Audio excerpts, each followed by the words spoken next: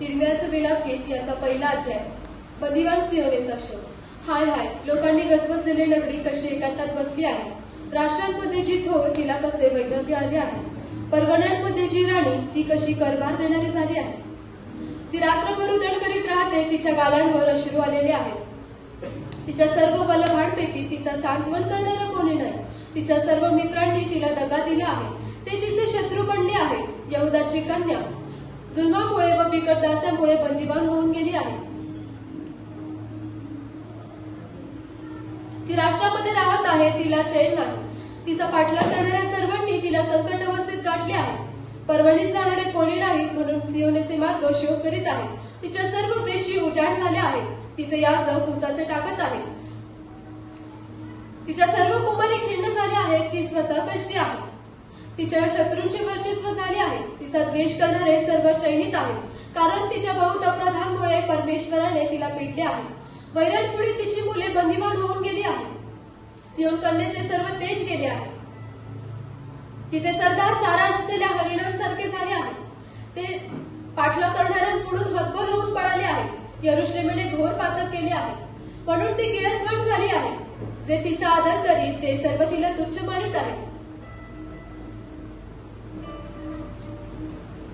तिचा विटाळ तिच्या अंगावरील वस्त्राला लागला आहे, कारण ती आपला अंतकाळ स्मरली नाही. तिचा सांत्वन करणारा कोणी नाही. हे परमेश्वरा, माझे दुःख पहा, वैरी तोरा मिरवित आहे. वैराने तिच्या सर्व रम्य वस्तूंवर आपला हात फिरविला आहे. विदेशी तिच्या पवित्र स्थळात आले हे तिने पाहिले आहे.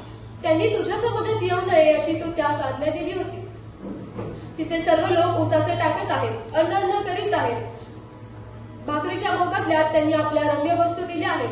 हे परमेश्वरा, लक्षपूर्वक पहा, मी कशी तुच्छ झाली आहे.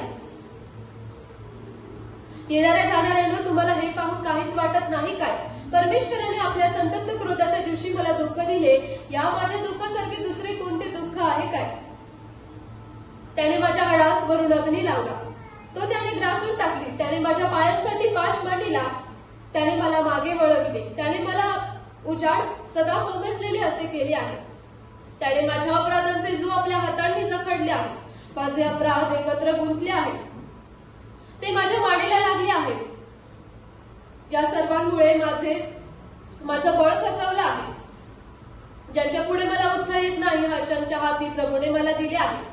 या सर्वांमुळे माझा डोळा अश्रू ढाळत आहे, कारण माझ्या जीवाचे समाधान व सांत्वन करणारा मला अंतरला आहे. आमेन.